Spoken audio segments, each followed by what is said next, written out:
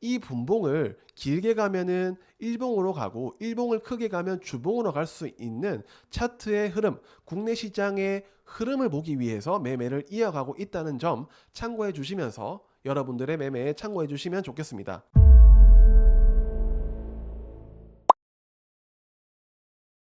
안녕하세요. 대구남자입니다. 시장이 그래도 어제와 오늘 조금 살아나는 모습이 보여서 조심스럽지만 이제는 하락의 끝이 이제는 보인다라고 말할 수 있기 때문에 손절을 하시고 급등해서 배가 아픈 분들은 있을 수는 있습니다. 하지만 우리가 만약에 거기 손절을 하는 시점에서 추가적인 하락이 나왔다면 이라는 부분을 항상 꼭 생각하셔서 우리가 다음 투자, 다음 하락할 때는 어떻게 지금과 똑같이 해야 할지 아니면은 조금 더 버텨야 될지를 판단해 보시면 좋을 것 같습니다. 그러면 오늘 영상 시작해 보도록 하겠습니다. 먼저 공지사항이 있는데 제가 네이버 프리미엄 콘텐츠를 오픈을 했습니다. 네이버 검색창에 대구남자 프리미엄 콘텐츠를 검색을 하면 구독을 하면 어떤 점이 좋아요 라고 할 수 있는데 주간 일정을 제가 매주 일요일에 공개를 하죠. 이 부분에 대해서 텍스트로 매주 수요일에 선 공개를 합니다. 그리고 기업 및 산업 분석을 해드리면서 시장 상황과 제가 매매하는 매매 일지에 대해서 왜 매매를 했고 왜 여기서 샀고 왜 팔았는지에 대해서 매수 매도 추천이 아닌 매매가 끝난 종목들에 대해서 여러분들이 실제로 나중에 혼자 할 수 있는 발판을 마련했으면 좋겠다는 생각으로 준비를 할 겁니다. 만약에 본인만의 타점이 있고 나는 너보다 잘해 라는 분들은 굳이 신청을 안 하셔도 됩니다. 그리고 블로그와 유튜브 탱고픽 이외에 중복되지 않는 추가적인 콘텐츠를 발행을 해서 주 2회 플러스 알파로 진행을 할 예정입니다. 그리고 한 가지 추가적인 공지사항은 기존 제 어스캠퍼스에서 강의를 들었던 뭐 VOD 강의나 라이브 강의를 1회라도 들었던 분들은 수강생 대상으로 50% 할인 쿠폰을 증정할 예정이니 꼭 1대1 톡톡 문의를 주시기 바랍니다. 자, 그러면 코스피 시장을 보면 제가 이제 조금 더 보기 편하게 이렇게 보여드릴 건데요. 오늘 삼성전자 좋았고 SK하이닉스가 좋았습니다. 하지만 시장이 반등하는 거에 비해서 생각보다 조금 아쉬운 반등이라고 생각이 들고요. 보시면 LG에너지 솔루션은 오늘 마이너스 4% 가까운 하락, 삼성 SDI, 포스코 퓨처엠, 즉 배터리 2차 전지 쪽은 오늘 조금 더 약했다. 하지만 삼성 바이오로직스나 셀트리온 같은 바이오 시밀러 기업은 생각보다 괜찮은 흐름을 보여줬다. 셀트리온에 대해서 바이오 시밀러다 아니다 라고 굳이 의견을 나눌 필요는 없습니다. 그냥 우리는 바이오나 삼성 바이오로직스가 올라갈 때 셀트리온이 같이 올라갔다면 그냥 우리는 CDMO 관련주들이 올라갔다 라고 생각을 하시면 됩니다. 그리고 오늘 금융주들이 굉장히 흐름이 좋았기 때문에 금리 인하에 대한 수혜를 기대해 보면서 이 부분을 체크해 보셔도 좋습니다. 그래서 오늘 주요 섹터는 반도체인데 이 부분은 오늘 새벽에 발표된 SMCI 실적 발표가 걸림돌이 되었다고 생각을 하고요. 그리고 바이오, CDMO 관련주, 그리고 금융, 지주사, 보험 섹터가 좋았다고 볼 수 있습니다. 그래서 오늘 코스피 지수 상황을 보면 생각보다 반등이 잘 나와줬고 오늘 2590포인트가 조금 넘는 곳, 즉 2600은 터치를 못했지만 가까운 부분을 터치했다는 것은 나 살아있어를 충분히 보여줬다고 생각을 하기 때문에 오늘 내일 있을 미국 지표 발표를 꼭 체크해 보시면 좋을 것 같은데요. 오늘은 NBA 모기지 신청 건수 그리고 내일은 신규 실업수당 청구 건수가 있기 때문에 이 지표에 따라서 야 이제는 해방이야 하고 다시 어느 정도의 회복은 주지 않을까라고 생각을 하면서 약간은 긍정적인 회로를 돌려도 되지 않을까라고 생각을 합니다.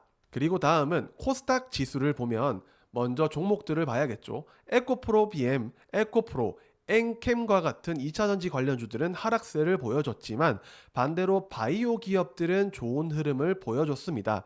특히 키트주와 바이오 제약 쪽의 흐름이 좋으면서 시장을 받쳐줬는데 삼천당 제약, 휴젤, 그리고 미용기기 쪽의 클래시스, 반도체 소부장에 이제는 더 빠지기 싫어하는 리노공업 이런 기업들 위주로 크게 상승한 모습이 있으니까 이 부분을 체크해 보시면 좋고요. 바이오 기업 중에서 암과 치매 관련 기업들이 오늘 흐름이 좋았고 미용기기 관련주들이 좋았기 때문에 이 부분이 뷰티나 화장품 같은 비슷한 섹터에도 흐름이 이어주지 않을까라고 생각을 합니다. 특히 오늘 파마 리서치가 역사적 신고가를 쓰면서 거의 미용기기나 화장품주의 상승을 이끌었다고 해도 과언이 아니기 때문에 저는 이 파마 리서치를 보면서 지표로 삼고 관련 기업들을 팔로우업 해볼 것 같습니다. 그리고 반도체 일부 소부장과 엔터테인먼트도 오늘 흐름이 좋았습니다. 코스닥 지수를 보면 똑같이 월봉으로 보면 이제는 2차전지 바이오의 동반 반등이 아니라면 코스닥 지수는 만약에 그 조건이 맞아야 크게 상승할 가능성이 있다고 생각을 합니다. 그래서 월봉상 피보나치 조정대를 봤을 때 0.236 값인 746포인트를 회복하면서 조금 코스피보다 강하게 반등을 해주는 모습이 보이면서 이제는 2차전지나 바이오의 동반 반등이 있다면 충분히 괜찮은 흐름을 보여줄 수 있을 것이라고 생각이 듭니다. 그래서 제가 이번 주, 저번 주에 매매했던 종목 중에 흥구석유에 대한 매매 일지를 가지고 왔는데요. 자, 매매 금액이 크지는 않을 겁니다. 이제는 제가 블로그나 유튜브나 여러 매체에서 말씀드렸던 대로 시총 조단위 기업은 100만원 플러스 알파로 매매를 할 거고 조단위가 아닐 경우에는 50만원 정도로만 매매를 할 겁니다. 그래서 절대 종목에 대한 매수 매도 추천이 아님을 알려드리며 제 주요 포트는 이제는 미국 시장에 있고 적립식 투자에 비중이 더 커지고 있다는 점이기 때문에 금액이 크지 않다는 점 참고해 주시면 좋을 것 같습니다.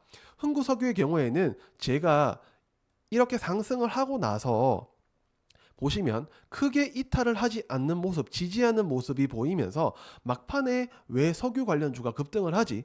라는 부분을 확인하면서 매수 종가 베팅에 들어갔고 매매 이유를 보시면 5분 봉상 첫 분봉 종가 위에서 계속 놀기 때문에 중동 전쟁 이슈가 또 터질 수도 있다는 점을 보면서 종가 베팅을 했고 시장 장초에 매도를 했습니다. 더 가는 것은 제 건 아닙니다.